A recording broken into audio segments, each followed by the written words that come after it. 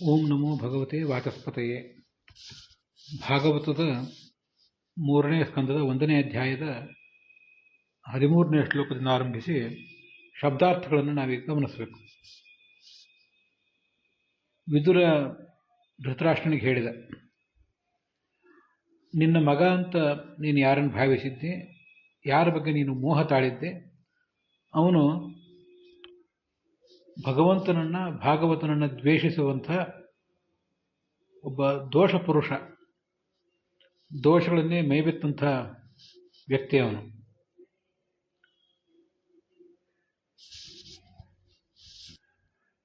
ಕೃಷ್ಣನಲ್ಲಿ ಭಕ್ತಿಯನ್ನು ಮಾಡದೆ ಅವನಿಂದ ಯಾವತ್ತೂ ದೂರ ಇರುವಂಥವನು. ಮತ್ತೆ ಲಕ್ಷ್ಮೀದೇವಿಯ ಅನುಗ್ರಹ ಈತನಿಗೆ ತಪ್ಪಿ ಹೋಗಿದೆ. ಅಂಥವನನ್ನು ನೀನು ಮಗ ಅಂತ ಮನೆಯಲ್ಲಿ ಪಾಲಿಸಿಕೊಂಡಿದ್ದಿ. ನಿನ್ನ ಕುಲಕ್ಕೆ ಕೌಶಲ ಆಗಬೇಕು ಅಂತಿದ್ರೆ, ಕುಲಕ್ಕೆ ಏನಾದ್ರು ಕ್ಷೇಮ ಆಗಬೇಕು ಅಂತಿದ್ರೆ ಇವನನ್ನು ಬಿಟ್ಟು ಬಿಡು ಅಂತ ಹೇಳಿದ. ಅಲ್ಲಿ ಸಯೇಷ ದೋಷ ಅಂತ ಬಂದಿದೆ.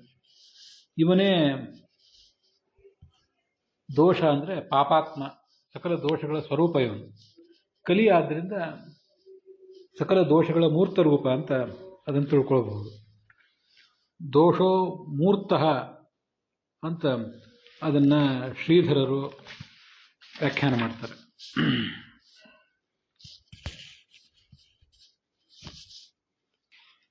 ತ್ವದೀಯ ಪಾಪರಾಶಿರೇವ ಅಪತ್ಯ ರೂಪೇಣ ಮೂರ್ತಸ್ಸನ್ ಗೃಹಾನ್ ಪ್ರವಿಷ್ಟ ಅಂತ ವೀರರಾಘವರು ವ್ಯಾಖ್ಯಾನ ಮಾಡ್ತಾರೆ. ನಿನ್ನ ಪಾಪವೇ ಇಲ್ಲಿ ಮಗನ ರೂಪದಿಂದ ನಿನ್ನ ಮನೆಯೊಳಗೆ ಹೊಕ್ಕಿದೆ, ನಿನಗದು ಬಾಧೆ ಮಾಡ್ತಾ ಇದೆ ಅಂತ ಅರ್ಥ ಬರೀತಾರೆ ವೀರರಾಘವರು. ಪಾಪರೂಪ ಇದು ವಿಜಯಧ್ವಜರು, ಪಾಪಾತ್ಮ ಅಂತ ವಿಜಯಧ್ವಜರು ವ್ಯಾಖ್ಯಾನ ಮಾಡಿದ್ದಾರೆ. ಸರ್ವದೋಷಾಭಿಮಾನಿ ಕಲಿಹಿ ಸ್ವಯಮೇವ ತ್ವತ್ಪುತ್ರ ರೂಪೇಣ ಗೃಹಾನ್ ಪ್ರವಿಷ್ಟ ಅಂತ ಯಾದವಾರ್ಯರು ಅದನ್ನು ವ್ಯಾಖ್ಯಾನ ಮಾಡಿದ್ದಾರೆ. ಇವನು ಪುರುಷದ್ವಿಷ, ಪುರುಷ ಅಂದರೆ ಪೂರ್ಣತ್ವಾತ್ ಪುರುಷ ಸ್ಮೃತಃ ಅಂತ ಸರ್ವಮೂಲದಲ್ಲಿ ಆಚಾರ್ಯ ಹೇಳಿರೋದ್ರಿಂದ ಪುರುಷ ಅಂದರೆ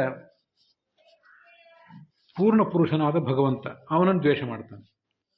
ಇನ್ನೊಂದು ಅರ್ಥ ಇದೆ ಅದಕ್ಕೆ, ಪುರು ಬ್ರಹ್ಮ ಗುಣಾಧಿಕ್ಯಾತ್ ತಜ್ಞಾನಾತ್ ಪುರುಷ ಸ್ಮೃತಃ ಅಂತ. ಅದು ನನಗಿಲ್ಲಿ ಕಾಣಿಸುವಂಥ ಅರ್ಥ. ಪುರುಷ ಅಂದರೆ ಭಗವಂತ, ಅಥವಾ ಪುರು ಅಂದರೆ ಭಗವಂತ, ಅವನನ್ನು ಶ ಅಂದರೆ ತಿಳಿಯಬೇಕಾದ ಭಾಗವತರು. ಹೀಗೆ ಪುರುಷದ್ವಿಟ ಅಂದರೆ ಪೂರ್ಣ ಪುರುಷನಾದ ಭಗವಂತನನ್ನು ದ್ವೇಷಿಸುವವನು ಅಂತ ಒಂದರ್ಥ. ಮತ್ತೆ ಆ ಪೂರ್ಣ ಪುರುಷನಾದ ಭಗವಂತನ ಭಕ್ತಿ ಮಾಡುವ, ಅವನಲ್ಲಿ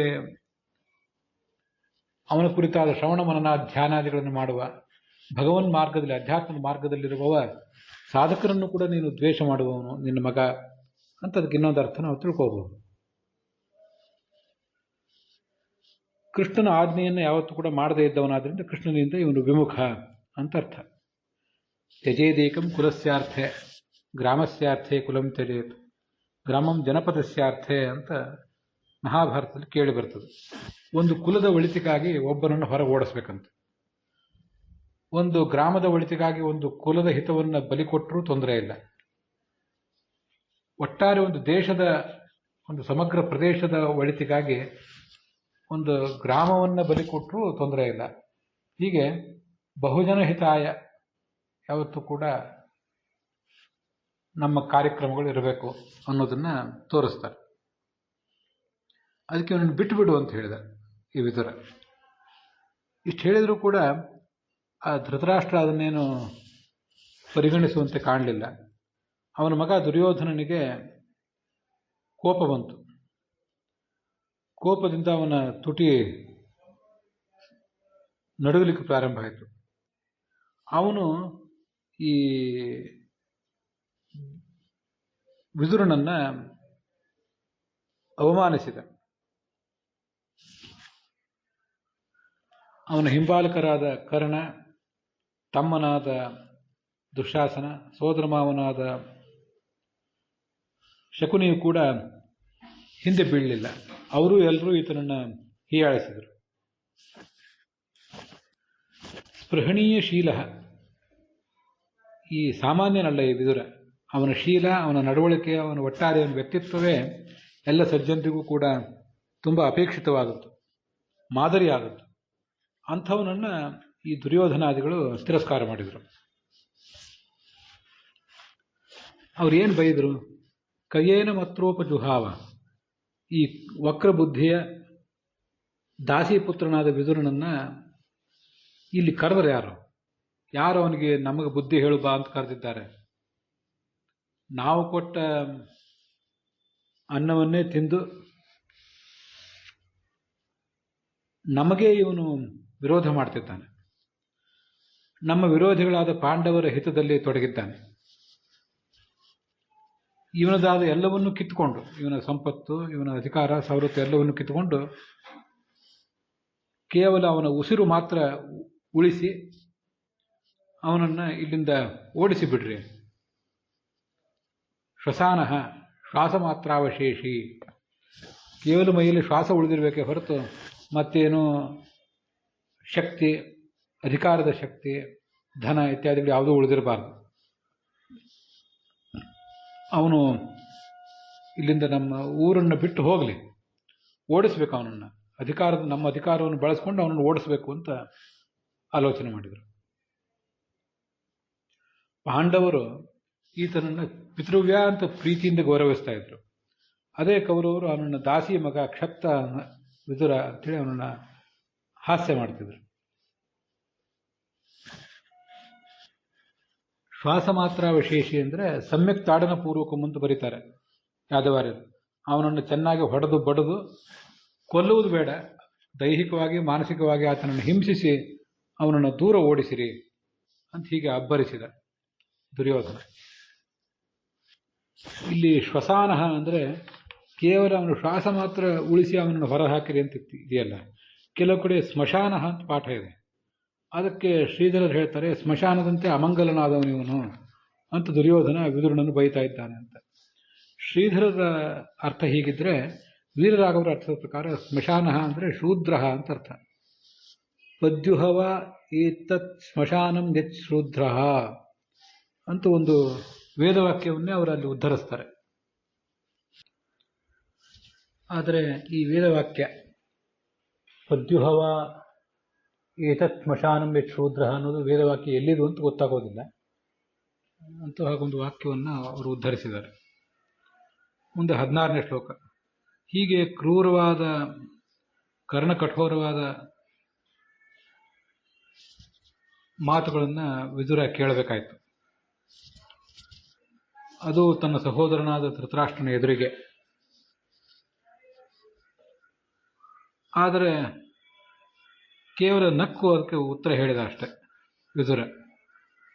ತನ್ನ ಧನುಸ್ಸನ್ನು ಅಲ್ಲೇ ಅರಮನೆ ಹೆಬ್ಬಾಗಿಲಿನಲ್ಲಿ ಇಟ್ಟ. ಇದು ಭಗವಂತನ ಮಾಯೆ ಎಷ್ಟು ಅದ್ಭುತವಾದದ್ದು ಅಂತ ಆಲೋಚನೆ ಮಾಡಿದ. ಅಲ್ಲಿಂದ ತೀರ್ಥಯಾತ್ರೆ ಮಾಡಲಿಕ್ಕಾಗಿ ಹೊರಟ. ಭಗವಂತನ ಮಾಯೆ ಎಷ್ಟು ಅದ್ಭುತ, ಎಲ್ಲರನ್ನೂ ಆಟ ಆಡಿಸ್ತದೆ. ಈ ಕಡೆ ಧೃತರಾಷ್ಟ್ರ ತನ್ನ ಮಗನ ಬಗ್ಗೆ ಇಂಥ ಬಲವಾದ ಮೋಹ ಹೊಂದಿದ್ದಾನೆ. ಆ ಮಗನಾದ ದುರ್ಯೋಧನನಿಗೆ ತಾನು, ತನ್ನ ಸಂಪತ್ತು, ದೌಲತ್ತು ಇತ್ಯಾದಿಗಳ ದುರಾಸೆ, ದುರಭಿಮಾನ. ಭಗವಂತನ ಶಕ್ತಿಯನ್ನು ಈತ ಲೆಕ್ಕಿಸ್ತಾ ಇಲ್ಲ. ಇದು ಭಗವಂತನ ಮಹಿಮೆ ಅಂತ ಹೀಗೆ ಭಗವಂತನ ಮಹಿಮೆಯನ್ನು ಅಲ್ಲಿ ಮನಗಂಡ. ಕಥಂ ಈಶ್ವರ ಬಂಧಕ ಶಕ್ತಿ ಜಗದ್ವಿಮೋಹಿಕ ಅಂತ ಹೀಗೆ ಮನಸ್ಸಿನಲ್ಲಿ ಅಂದುಕೊಂಡು ಅಲ್ಲಿಂದ ಆತ ಹೊರಟ. ದ್ವಾರದಲ್ಲಿ ಧನುಸ್ಸನ್ನಿಟ್ಟ. ಯಾಕಿಟ್ಟ? ಧನುಸ್ಸು ತನ್ನ ಕೈಯಲ್ಲೇ ಅವನು ತಗೊಂಡು ಹೋಗಿದ್ರೆ ಪಾಂಡವರ ಪರವಾಗಿ ಹೋಗಿ ಯುದ್ಧ ಮಾಡಿಬಿಡ್ತಾನೇನೋ ಈ ವಿದುರ ಅಂತ ಅವರಿಗೆ, ದುರ್ಯೋಧನಾದಿಗಳಿಗೆ ಒಂದು ಗೊಂದಲ ಆಗ್ತಿತ್ತು. ಹಾಗಾಗಬಾರದು ಅಂತ ಮಾಡಿದ ಅಂತ ಶ್ರೀಧರರು, ಯಾದವಾರ್ಯರು ಮೊದಲಾದವರು ಅದನ್ನು ವ್ಯಾಖ್ಯಾನ ಮಾಡಿದ್ದಾರೆ. ಅದಕ್ಕೆ ಒಂದೆರಡು ಕಾರಣಗಳನ್ನು ಹೇಳಿದ್ದಾರೆ. ಹೇಗೂ ಇವರೆಲ್ಲ ಸಾಯುವವರಿದ್ದಾರೆ, ಈ ದುರ್ಯೋಧನಾದಿಗಳು ಪಾಂಡವರ ಪರಾಕ್ರಮಕ್ಕೆ ಬಲಿಯಾಗುವವರಿದ್ದಾರೆ. ಇನ್ನು ಈ ಧನುಸ್ಸನ್ನು ತಗೊಂಡು ನಾನಾದರೂ ಮಾಡುವುದೇನಿದೆ? ನನ್ನ ಧನುಸ್ಸಿನಿಂದ ಆಗಬೇಕಾದ ಕಾರಣ ಏನಿದೆ? ಪ್ರಯೋಜನ ಏನಿದೆ? ಅರ್ಜುನ ಭೀಮಾದಿಗಳು ಆ ಕೆಲಸವನ್ನು ಮಾಡೇ ಮುಗಿಸ್ತಾರೆ ಅಂತ ಆಲೋಚನೆ ಮಾಡಿದ. ಅಂತ ಅದು ಒಂದು ಕಾರಣ ಹೇಳ್ತಾರೆ ಶ್ರೀಧರರು. ತೀರ್ಥಯಾತ್ರೆಗೆ ಹೊರಟಿದ್ದೇನೆ, ನನಗೆ ಧನುಸ್ಸಿನಿಂದ ಆಗಬೇಕಾದ್ದೇನಿದೆ ಅಂತ ಆಲೋಚನೆ ಮಾಡಿದ. ಧನುಸ್ಸಿನಲ್ಲೇ ಬಿಸಾಕಿ ಹೊರಟು ಹೋದ ಅಂತ ಹೀಗದರ ಅರ್ಥ. ಮತ್ತೊಂದು ಕಾರಣವನ್ನು ಊಹೆ ಮಾಡಬಹುದು. ಅರ್ಥಸ್ಯ ಪುರುಷೋ ದಾಸಃ ದಾಸಸ್ವರ್ಥೋ ನ ಕಸ್ಯಚಿತ್ ಅಂತ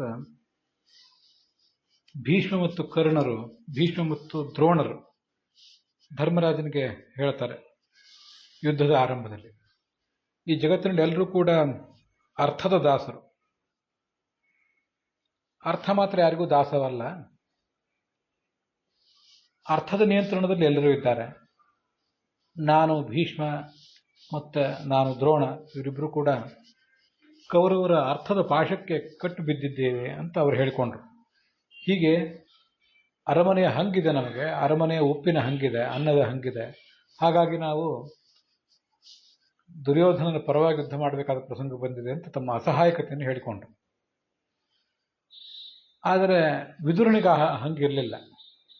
ಅದು ಸೋಜಿಗದ ಸಂಗತಿ, ನಾವು ಗಮನಿಸಬೇಕಾದ ಸಂಗತಿ. ವಿದುರನು, ಭೀಷ್ಮನು, ದ್ರೋಣ ಎಲ್ಲರೂ ಕೂಡ ಅದೇ ಅರಮನೆಯಲ್ಲಿದ್ದವರು. ಹಾಗೆ ನೋಡಿದರೆ ವಿದುರ ಮಹಾಮಂತ್ರಿ, ಅವನೊಬ್ಬ ಅಲ್ಲಿ ಅರಮನೆಯ ಕೆಲಸಗಾರ. ಭೀಷ್ಮ ಈ ಧೃತರಾಷ್ಟ್ರನಿಗಿಂತ ಹಿರಿಯ, ಅವನಿಗೆ ಹಂಗೇನೂ ಇಲ್ಲ. ಅರಮನೆಯಲ್ಲಿ ಯಾವುದೇ ಮಂತ್ರಿ, ಸೇನಾಪತಿ ಮೊದಲಾದ ಪದವಿ ಅವನಿಗಿಲ್ಲ. ಆದ್ದರಿಂದ ಅವನು ಅನ್ನದ ಹಂಗಿಲ್ಲದೆ, ಸಂಬಳ ಸವಲತ್ತಿನ ಹಂಗಿಲ್ಲದೆ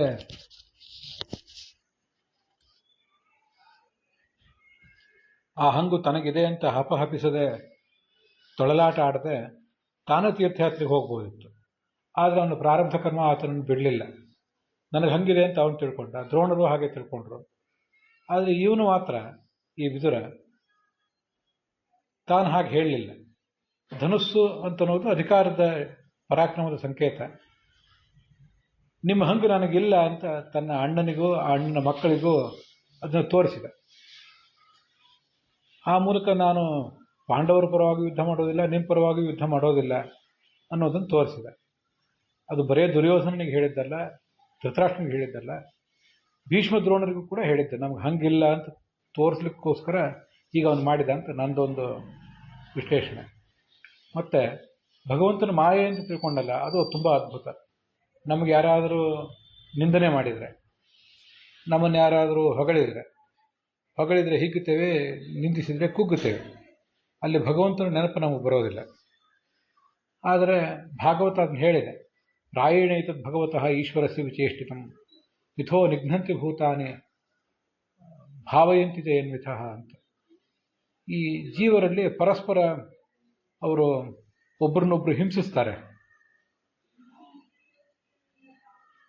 ಇನ್ನು ಕೆಲವು ಕಡೆ ಮತ್ತೆ ಕೆಲವು ಜೀವರು ಮತ್ತೆ ಕೆಲವರನ್ನ ಸತ್ಕರಿಸ್ತಾರೆ, ಸದ್ಭಾವನೆಯಿಂದ ನಡೆಸ್ಕೋತಾರೆ. ಇದೆಲ್ಲವೂ ಭಗವಂತನ ಚೇಷ್ಟೆ.